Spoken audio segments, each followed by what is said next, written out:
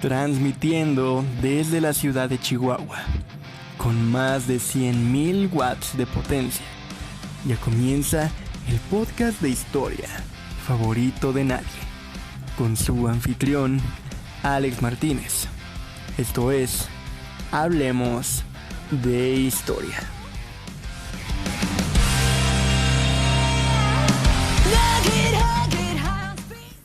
¿Qué tal, amigos y amigas? Sean bienvenidos a su podcast Hablemos de Historia, y estamos de regreso en una emisión más, un capítulo más, esta vez continuando con lo que les comenté en el episodio anterior, de Mesoamérica.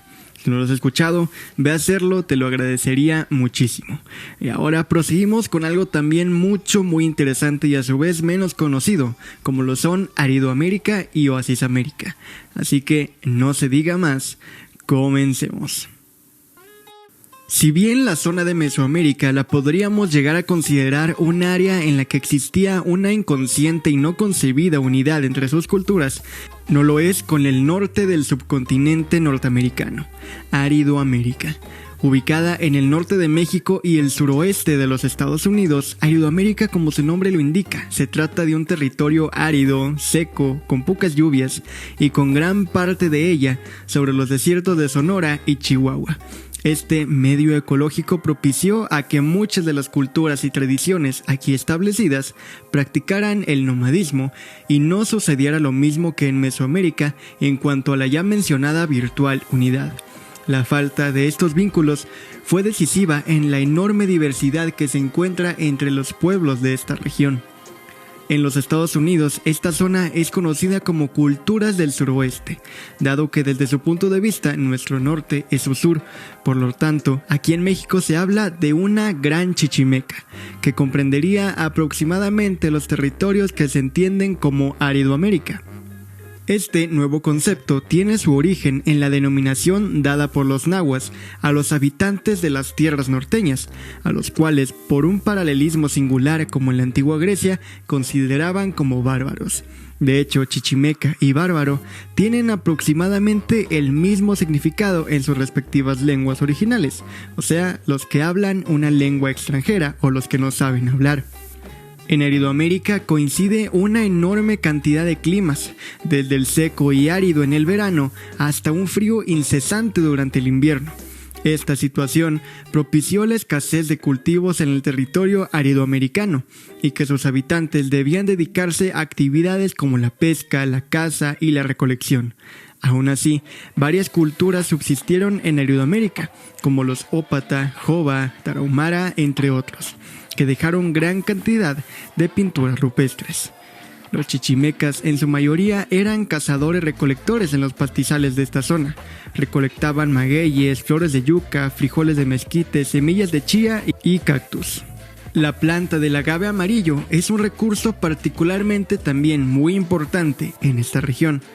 Y a pesar de las condiciones secas, Aridoamérica cuenta con la mayor diversidad de frijoles salvajes y domesticados, y es un posible lugar de su domesticación. El cultivo del maíz llegó a Aridoamérica alrededor del 2100 a.C. Los arqueólogos discrepan sobre si la planta fue introducida por migrantes utoaztecas desde Mesoamérica o si se extendió hacia el norte o hacia el sur desde otros grupos por préstamos culturales. En el caso de la península de Baja California, la pesca y la caza proporcionaban alimento, al igual que la recolección de bellotas, nopales, piñones y otras plantas nativas. Históricamente, la gente de Aridoamérica truncaba los sauces, es decir, los troncos eran cortados hasta dejar un tocón a nivel de suelo para estimular el crecimiento de nuevos vástagos delgados. Estos brotes de sauce eran tejidos firmemente para producir cestas de cocina a prueba de agua.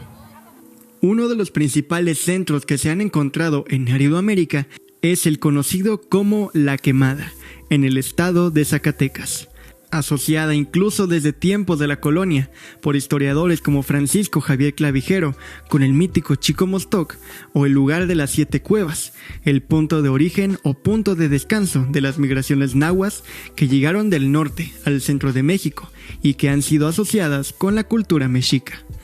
Los trabajos arqueológicos efectuados en esta zona a partir de la década de los 80 han permitido precisar que la quemada se desarrolló entre el 300 y el 1200 a.C., en los periodos clásico y posclásico temprano respectivamente, y que fue también contemporánea a la cultura chalchihuite, caracterizada desde los primeros siglos de nuestra era por una intensa actividad minera.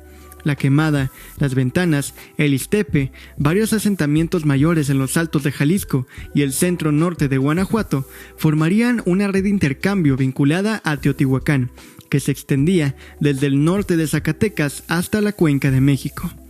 Es posible que los nexos establecidos por los teotihuacanos se dieran con las élites locales de los centros ceremoniales de dicha red, o bien por la alianza de varios intermediarios locales, o porque pequeños grupos de mercaderes teotihuacanos residentes en estos centros eran quienes aseguraban el flujo de los diversos recursos y productos, como minerales, sal, conchas, plumas, obsidiana, incluso peyote, entre otros. Aproximadamente en los años 700 y 1100, la Quemada ya no participaría en esa red, sino que como lugar dominante del intercambio a nivel regional, comenzó a competir con algunos sitios aledaños. Es durante este tiempo que el sitio adquirió un carácter defensivo, e evidencia de ello es la construcción sobre el flanco norte del lugar de una muralla de aproximadamente 4 metros de altura por 4 metros de ancho, así como la cancelación de 2 escalinatas dentro del conjunto monumental con el propósito de restringir la circulación. Por las huellas de incendio que se han encontrado en varias partes del sitio, se infieren horrorosas marcas de violencia. Por otro lado, en uno de los contrafuertes de la Sierra Madre Central, sobre un terreno accidentado y montañoso, se ubica la Sierra de Chalchihuites, sitio donde se estableció la cultura que lleva el mismo nombre. Fue aproximadamente del 200 al 1250 después de Cristo cuando se asentó esta etnia en los flancos de la Sierra Madre, desde el oeste del estado de Zacatecas hasta el de Durango. Según Charles Kelly, esta región fue un centro ceremonial diseñado y edificado alrededor del 450 al 470 después de Cristo, con influencia evidente de la cultura teotihuacana. Estos chichimecas se asentaron aquí al encontrar en este lugar el sitio ideal para construir un adoratorio a sus dioses. La zona arqueológica se construyó de acuerdo con la localización y orientación precisas a partir de 2 cerros. El primero, el del Chapín, 7 kilómetros al sureste, donde se encuentran 2 petroglifos de círculos cruces semejantes a los encontrados en Teotihuacán. Desde ellos se puede observar un alineamiento del sol sobre otro cerro en el horizonte, el Picacho Pelón, alineado a su vez con el laberinto de Altavista, un corredor limitado por muros de adobe y pilastras adosadas.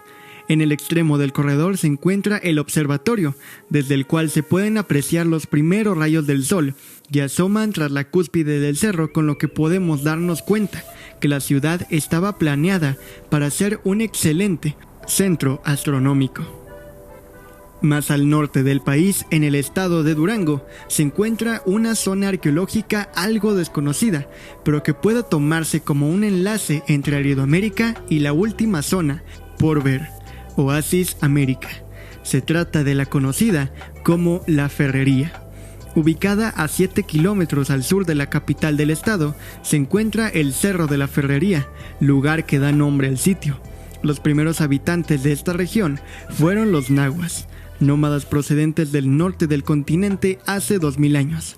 Durante el periodo posclásico, la ciudad fue ocupada por naturales zacatecos y sus contemporáneos tepehuanos, desde el sureste del Valle de Gadiana hasta Nombre de Dios. En la Ferrería habitó un grupo que subsistía básicamente de la agricultura de maíz, frijol y calabaza, y que practicaba la caza y la recolección para completar su dieta. Por su cercanía al cauce del río Tunal, se supone que debió ser común la cacería de aves acuáticas y la pesca. Se han detectado que el sitio estuvo ocupado en diferentes ocasiones entre los años 875 y el 1450 de nuestra era.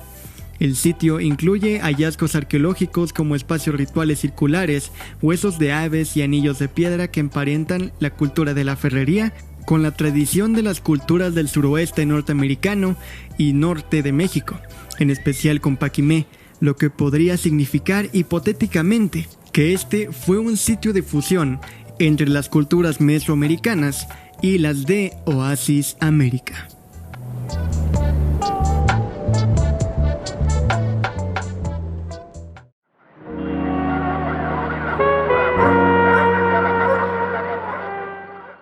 Podemos ubicar a Oasis América como una gran mancha en medio de Aridoamérica, tomando el noroeste de Chihuahua y el noreste de Sonora en México y partes de Arizona, Utah, Nuevo México, Colorado, Nevada y California en los Estados Unidos. Pero si siguen habiendo desiertos y zonas secas, ¿por qué considerarla un área aparte? Pues en su nombre lo dice todo. No obstante, se trata de un territorio hostil. Oasis América está surcada por algunas corrientes de agua como los ríos Yaqui, El Bravo, Colorado, Gila, Mayo y Casas Grandes. La presencia de estas corrientes y algunas lagunas que se tragó el desierto a lo largo de los años, así como su clima indudablemente más benigno que el de la región de Aridoamérica Oriental, fue la que permitió el desarrollo de las técnicas agrícolas importadas desde Mesoamérica. La región de Oasis América es rica también en yacimientos de turquesa, uno de los materiales suntuarios más apreciados por las altas culturas de Mesoamérica. Esto permitió el establecimiento de relaciones de intercambio entre estas dos grandes regiones. En esta área era algo complicada la agricultura, por lo cual las culturas tuvieron que adaptarse a la pesca y la recolección de frutos cerca de sus aldeas, y de esta forma se establecieron en esta región de manera cómoda y a la vez difícil por las altas temperaturas del desierto árido. Se proponen por lo menos 3 hipótesis acerca del nacimiento de las culturas oasis americanas. Una, de carácter endógeno, señala que se trata de un desarrollo cultural independiente que tiene sus raíces en la más remota antigüedad. Desde este punto de vista, favorecidos por un mejor clima, cosa realmente relativa, dado que la diferencia climática entre la zona oasis americana y la árido-americana no es tan evidente, los antiguos pueblos del desierto habrían podido hacer un descubrimiento de la agricultura similar al que ocurrió en Mesoamérica. Un segundo planteamiento presupone que los portadores de la cultura mesoamericana habían emigrado hacia el norte. Así, Oasis América sería una derivación de sus vecinos sureños. En ese sentido, el desarrollo de las culturas oasis americanas, como las del norte de Mesoamérica, habrían estado relacionadas con grupos que originalmente habitaban el occidente de México. La evidencia arqueológica apunta a que grupos de filiación yutonagua habrían llevado la agricultura a la región oasis americana. Aunque las técnicas agrícolas hubiesen sido importadas del sur, los pueblos oasis americanos construyeron una civilización con características particulares que mantuvieron relaciones con los agricultores de Mesoamérica. Numerosas son las huellas de la relación entre las dos grandes regiones culturales de Norteamérica.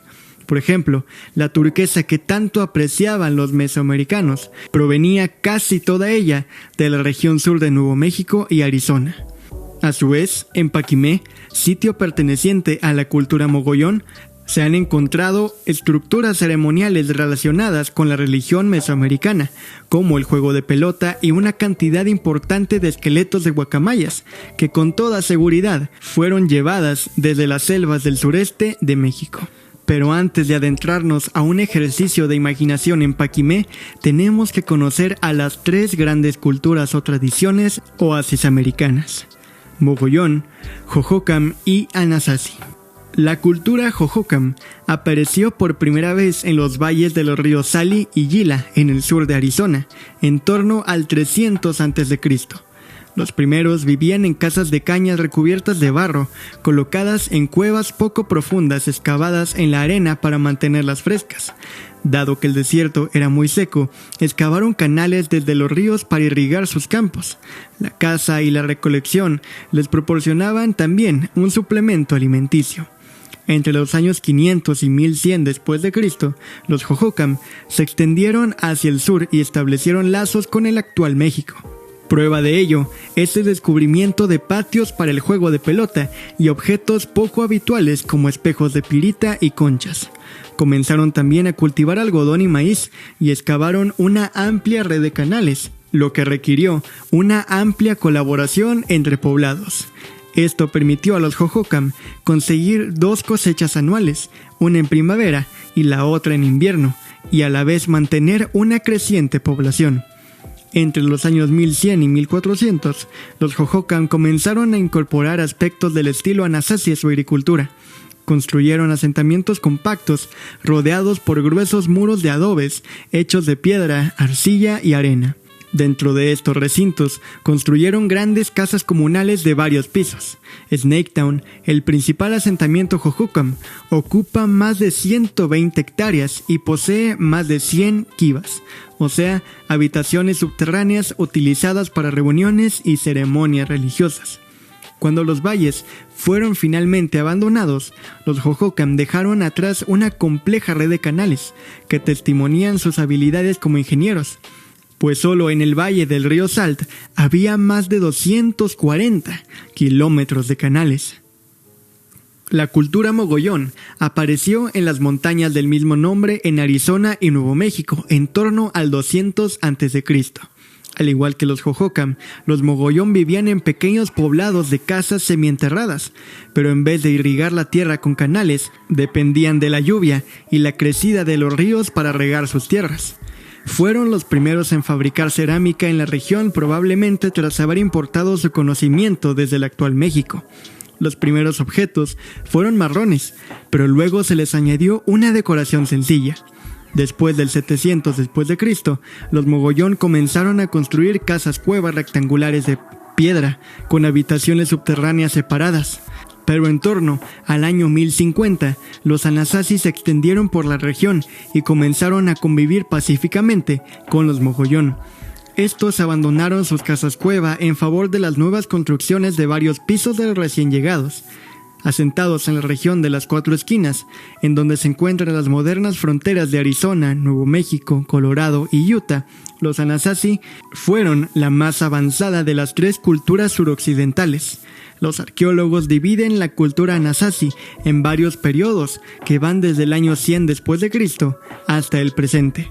Y hablando de los Anasazi, su historia comienza con la cultura Basket Maker del Valle del Río Grande. Vivían en cuevas y vastos refugios de adobe. Reciben su nombre de las delicadas cestas que fabricaban con hojas de yuca, tan fuertemente tejidas que incluso podían contener agua. Las calabazas y el maíz eran un suplemento a los alimentos conseguidos mediante la caza y la recolección.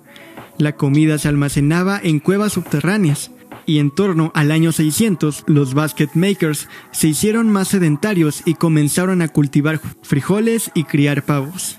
También las cuevas subterráneas de almacenamiento se transformaron en casas rehundidas, con habitaciones conectadas y estancias ceremoniales. El cambio de la cultura basket maker a la cultura pueblo se produjo en torno al año 700 después de Cristo. Por esas fechas los edificios de piedra comenzaron a sustituir a los refugios de adobe. Las casas empezaron a construirse sobre el suelo y a hacerse más grandes. Floreció la agricultura y la creciente población no tardó en expandirse hacia Utah, Colorado y Nuevo México. Los pueblos vivían en pequeños poblados de unas 100 personas. Comenzaron a comerciar con el actual México, intercambiando turquesas por conchas, plumas de guacamaya y campanas de cobre, como ya te había dicho. El periodo del pueblo clásico, del 1050 al 1300, vio el cenit y el declive de la cultura Anasazi. Los asentamientos del norte fueron abandonados, lo que produjo la concentración de una población de hasta 3,000 personas en vastos pueblos, de ahí su nombre en terrazas. Entre ellos se encuentran Pueblo Bonito en el Cañón del Chaco, que contaba con una población de 1,200 personas, y Cliff Palace en Mesa Verde. Y ahora que ya conoces a los 3 grandes grupos de Oasis América, para ir cerrando el capítulo vamos a hacer un ejercicio de imaginación en la ciudad más importante de esta área y en su momento del norte del actual México, Paquimé. Enclavada en el municipio de Nuevo Casas Grandes, al noroeste de Chihuahua, los investigadores calculan que la población probablemente llegó a tener unos 7,893 habitantes. El sitio es famoso por sus construcciones de adobe y sus puertas en forma de T. De su extensión total, solo una fracción está cercada y una menor excavada. Sus edificios tienen rasgos de la cultura de Basisamérica y demuestra la destreza de los arquitectos prehispánicos de la región. En ella también se generó un puesto de comercio foráneo dedicado a la producción de plumas de guacamaya, al intercambio de conchas, cerámica, cobre, turquesas, etc. Los pobladores de Paquimé dejaron como legado miles de vasijas decoradas en las que plasmaron sus propios rostros, las formas de sus cuerpos, la decoración de los mismos, los animales de su entorno y muchas otras figuras más. Paquimé alcanzó su máximo desarrollo entre el 1060 y 1350. Durante esta época se construyeron viviendas de varios pisos, las cuales contaban con servicios de drenaje y calefacción. También se edificaron lugares especiales para adorar a sus dioses y acueductos para abastecerse de agua. Todo, recordemos, en medio del desierto de Chihuahua, el más grande de toda Norteamérica. Hacia el 1340, la ciudad de Paquimé inició una etapa de debilitamiento y fue abandonada por sus habitantes. Se desconoce cuál fue el motivo por el cual la población emigró hacia otros lugares. En el sitio se han encontrado desde una llamada Casa de las Guacamayas, un juego de pelota, hasta un observatorio astronómico. Ahora, como ya te conté, esta ciudad se caracterizó por ser una altamente comercial con todas las direcciones, norte, sur, este y oeste. Así que, usando la imagen de portada del episodio, quiero que imagines el resto de la ciudad con vida, no solo las ruinas. Edificios altos, bajos, chozas, templos, etc. Sales un poco de ella y ves acercarse a un par de extraños, y cuando llegan, ves que traen plumas, joyas, animales que no son propios de la región, vienen de muy lejos, de la zona maya, de Oaxaca, de la náhuac. ¿Pero por qué? Porque Paquimé era una gran urbe comercial, el punto de encuentro entre norte y sur, donde se unían, la última frontera. Entonces podemos decir que a pesar de que el ser humano se empeñe en poner fronteras imaginarias, aunque existiesen diferencias notables entre cada zona, al final, ya sea que vinieran de Mesoamérica, de Aridoamérica u Oasis América, todos los caminos llevaban a Teotihuacán, todos los caminos llevaban a Chicomostoc, todos los caminos llevaban a Paquimé.